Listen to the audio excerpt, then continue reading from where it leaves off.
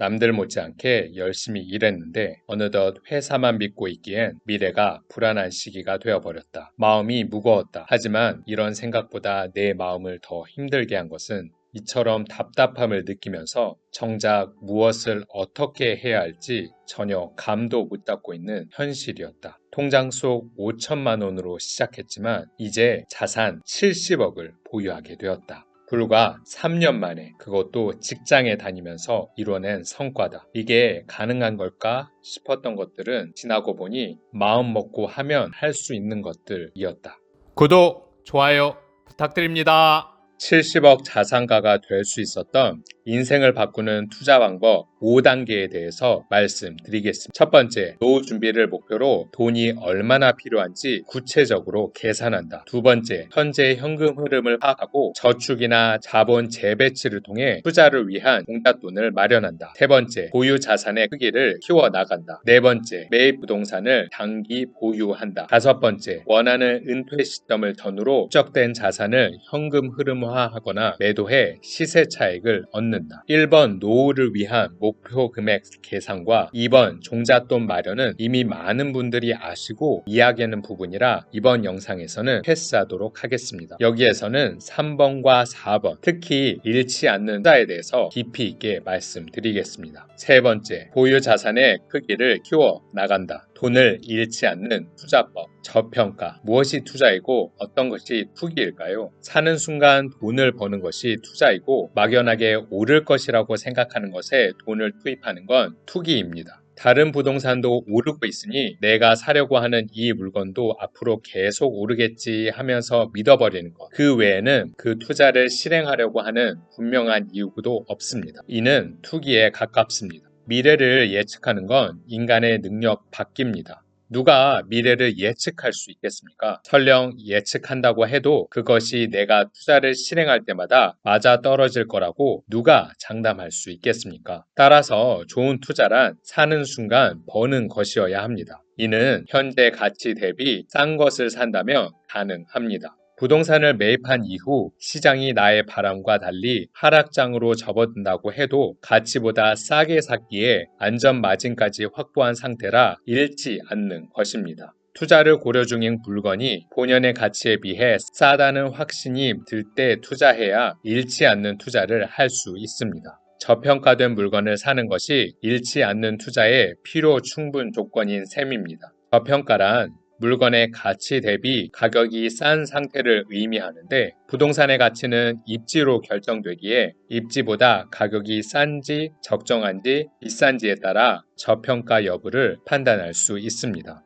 입지가 가격에 비해서 좋다면 이는 저평가되어 있다는 증거입니다. 입지와 가격이 같다면 그 가격은 적정하다는 의미겠지요. 입지에 비해서 가격이 높다면 고평가되어 있다는 것입니다. 가격은 부동산, 특히 아파트의 경우 네이버 부동산 사이트에서만 찾아봐도 가격을 알 수 있습니다. 저평가 여부를 판단하려면 그 가치인 입지를 알아보는 요령을 터득하는 것이 중요합니다. 입지를 판단하는 기준은 직장, 교통, 정주 환경, 학군입니다. 이를 지역별로 서로 비교해서 어떤 곳의 입지가 더 좋은 곳인지 판단하는 것입니다. 부동산은 발품이다 라는 말도 결국 많은 곳을 둘러보며 아는 지역을 늘리고 비교할 수 있는 아파트 단지와 물건을 늘려야 저평가된 물건을 발견할 수 있다는 말과 같습니다. 생각해 보십시오. 지금 살고 있는 곳 외에 다른 곳에 가본 적도 없고 그래서 전반적인 부동산 가격이 어떻게 형성되어 있는지도 모르는 사람과 서울 수도권 곳곳과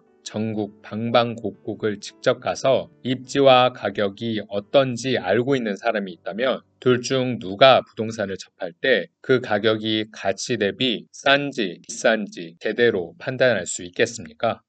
지금 당장 포털 사이트나 스마트폰 앱에서 지도를 펼쳐 평촌과 삼본의 위치를 살펴보십시오. 서울 강남 기준으로 볼 때 평촌이 삼본보다 가깝고 도시의 규모나 환경에서 우위에 있다는 것을 알 수 있습니다. 땅의 값, 즉 입지 측면에서 평촌이 삼본보다 우수하다는 것입니다. 그런데 평촌의 방 3개짜리 복도식 아파트의 가격이 3번의 같은 조건 아파트의 가격과 1,000만 원 정도밖에 차이가 나지 않을 때가 있었습니다. 그렇다면 어디가 저평가되어 있다고 할 수 있을까요? 당연히 평촌입니다. 그래서 평촌에 투자를 해야 하는 것입니다. 이처럼 당신이 잃지 않는 투자를 위해 저평가된 지역을 찾아내고자 한다면 먼저 아는 지역을 늘려가야 합니다.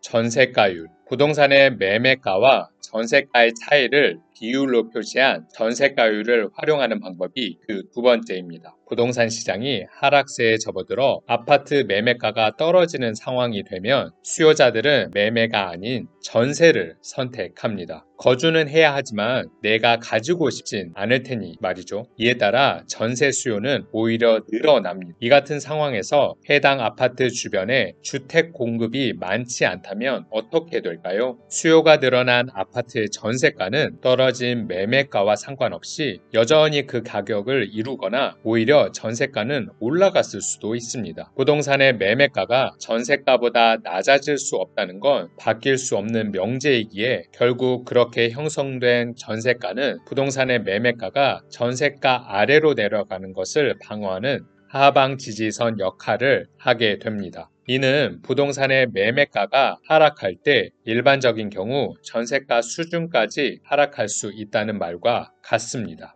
시세 차익형 전세 투자를 할 경우 매입 후 가격이 하락하게 돼도 내가 잃을 수 있는 돈은 매매가와 전세가의 차이, 즉 투자금만큼이라는 뜻입니다. 이것이 전세가율이 높아 매매가와 전세가의 차이가 적은 물건을 투자 대상으로 삼아야 하는 또 하나의 이유가 됩니다. 돈을 쌓아놓고 있거나 신출 규모란 투자 실력을 갖춘 사람이 아닌 이상 투자 건당 리스크를 줄이는 것이야말로 모든 투자자가 지향해야 할 부분이기 때문입니다. 정리해보면 시세 차익형 전세 투자를 하는 경우 투자자의 상황에 따라 주의 깊게 고려해야 할 사항이 더 있겠지만 다음 두 가지 조건을 충족시키는지를 반드시 확인해 보시길 바랍니다. 첫째, 여러 지역의 물건과 비교해 본 결과 저평가된 곳이 확실한가? 둘째, 전세가율이 높아 투자금이 적게 들어가며 건당 리스크는 작은 물건인가? 당신의 두 다리가 튼튼하고 굳은 의지와 열정만 있다면 차트나 엑셀, 시계열, 통계 같은 건 몰라도 큰 문제가 되지 않습니다. 부동산 투자는 결국 두 발로 하는 거니까요. 네 번째, 매입 부동산을 장기 보유한다. 장기 보유.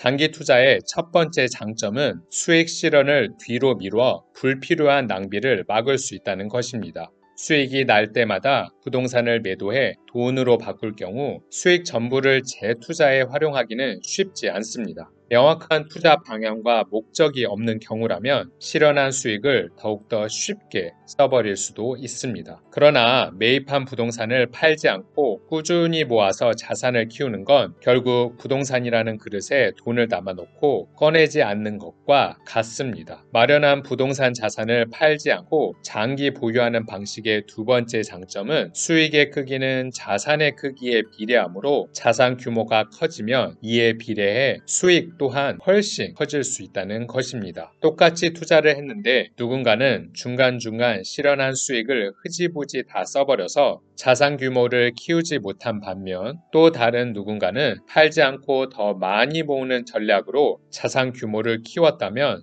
다음 상승장에서 그 둘의 수익 차이는 벌어질 수밖에 없습니다. 장기 보유의 세 번째 장점은 거래 횟수가 줄어 그에 따르는 각종 비용을 아낄 수 있다는 점입니다. 부동산 거래 시에는 중개 수수료와 취등록세, 양도세 등 거래에 수반되는 각종 비용이 발생합니다. 자산을 일단 매입했다면 목표로 정한 수익을 달성하기까지는 불필요한 거래를 줄이는 것이 좋습니다. 부동산의 특성상 짧은 미래는 그릴 수 없어도 10년 이상의 시간이 흐른 뒤 시간이 어떻게 될지는 오히려 알기 쉽습니다. 물가가 오르듯 부동산의 가격도 오르기 때문입니다. 그래서 부동산 투자는 결국 시간에 투자하는 것입니다. 시스템 투자법. 시스템 투자법은 쉽게 이야기해서 부동산을 꾸준히 사서 모으는 것입니다. 시세 차익형 전세 투자로 말이죠. 35세에 처음 투자를 시작해 50세에 은퇴하는 것을 목표로 삼으면 투자 기간을 15년으로 잡을 수 있습니다. 아울러 연간 3천만 원가량 저축할 수 있다고 가정했습니다. 그러면 매년 한 채씩 사서 15채를 매수할 수 있을 것이라고 생각할 것입니다. 그러나 이건 진실이 아닙니다. 지금까지의 시세 흐름을 보면 주택의 전세가가 장기적으로 보면 지속적으로 상승할 것이라는 건 알고 있을 것입니다. 이에 대해서 생각해 본 적이 없다 해도 어떤 주택의 전세 보증금이 계속해서 떨어지고 있다는 이야기를 들어보면 뭔가 이상하지 않나요? 사실 이런 이야기는 역대급 입주 물량이 쏟아진 시기를 제외하고 거의 들어본 적도 없을 겁니다. 실제로 부동산 임대차 제도가 시작된 이래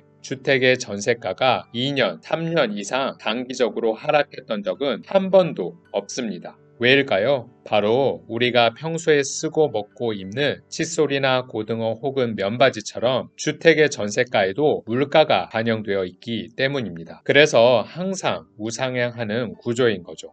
그런데 주택 전세의 경우 2년마다 재계약이 진행됩니다. 전세 가격이 매일 조금씩 오르는 게 아니라 2년에 한 번씩 계단식으로 상승한다는 의미입니다. 이는 2년에 한 번씩 물가 상승분만큼의 현금이 전세금 상승으로 유입된다는 뜻이기도 합니다. 고로 1년간 모은 종잣돈에 2년 전 매입한 주택에서 발생한 전세금 상승분이 더해짐으로써 1년에 한 채가 아닌 그 이상의 주택을 마련할 수 있다는 기회가 생깁니다.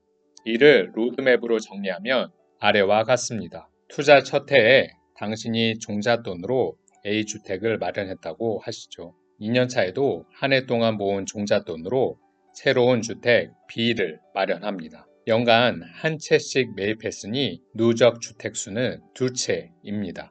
그런데 3년 차가 되자 첫 해 마련한 A주택에 전세금 상승분이 발생합니다. 이럴 경우 종전대로 한 해 모은 종잣돈으로 C주택을 마련하고 A주택에서 발생한 전세금 상승분은 일단 모아둡니다. 그리고 4년 차가 되면 2년 전 마련한 B주택에서도 전세금 상승분이 발생합니다. 그렇게 되면 종잣돈으로는 B주택을 마련하고 1년 전 발생한 A주택의 전세금 상승분에 올해 발생한 B주택의 전세금 상승분을 더해 새로운 주택 A를 마련하는 것입니다.